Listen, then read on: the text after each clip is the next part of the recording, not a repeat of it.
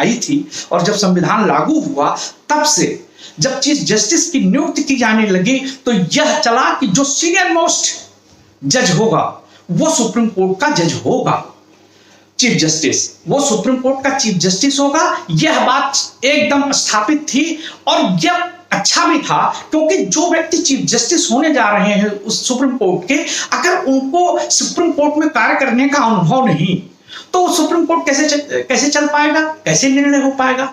और जो ये न्यायिक कार्य है एक ये स्पेशलाइजेशन का काम है, इसको सिर्फ ला पढ़ने से समझ में नहीं आएगा, इस कार्य को करना पड़ेगा। और जैसे सिर्फ पुस्तक पढ़ के आप पुल नहीं बना सकते, इसके लिए अनुभव सीखना पड़ता है, ठीक यही चीज है। ऐसे में जो जजेज रहे हैं उनके यहाँ यह चल रहा था, उनके लड़के पढ़ के योग्यता रख करके चीफ जस्टिस या जस्टिस होने जा रहे हैं। क्यों? क्योंकि ये ऐसा वर्क ही है कि जो इसका स्पेशल नॉलेज रखेगा वही होगा, और स्पेशल नॉलेज रखने का उनके पास कौशल था। और अगर आपको लगता है कि चीफ जस्टिस का लड़का चीफ जस्टिस नहीं होना चाहिए तो इसके लिए आप कॉन्स्टिट्यूशन में प्रावधान बताइए। जो कॉन्स्टिट्यूशन की अनिवार्यता है अगर उसको कोई फुलफिल कर रहा है तो इस आधार पर ये कह देना, वो भी आज जब कोई चीफ जस्टिस का उसका नाम आ रहा हो कह दे साहब की चीफ जस्टिस का लड़का चीफ जस्टिस हो रहा, ये बड़ी हास्यास्पद बात है।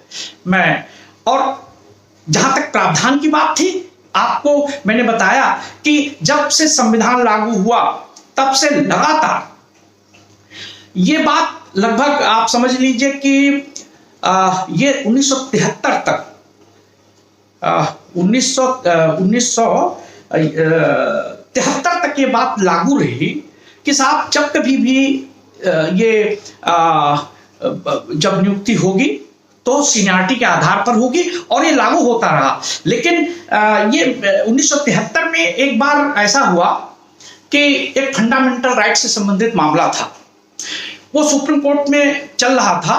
तो उस समय चीफ जस्टिस रिटायर होने वाले थे या था, तो जल्दी से आनन फानन में ऑनरेबल जस्टिस एन रे साहब को चीफ जस्टिस बना दिया गया और 8 घंटे के अंदर में उनको पूरा जो है शपथ ग्रहण करा दिया गया, जज बना दिया गया। और 3 जजेस जो उनसे सीनियर थे, एक सैलेट साहब थे, हेगड़े साहब थे और 3 लोग थे, ग्रोवर लॉर्डशिप थे, उसमें 3 लोगों को सुपरसीड कर दिया गया जो कि सीनियर थे। तो जैसे वो शपथ ग्रहण ली, आप 3 ऑनरेबल जजेस ने इस्तीफा दे दिया। ये मैटर बहुत एजिटेट हुआ।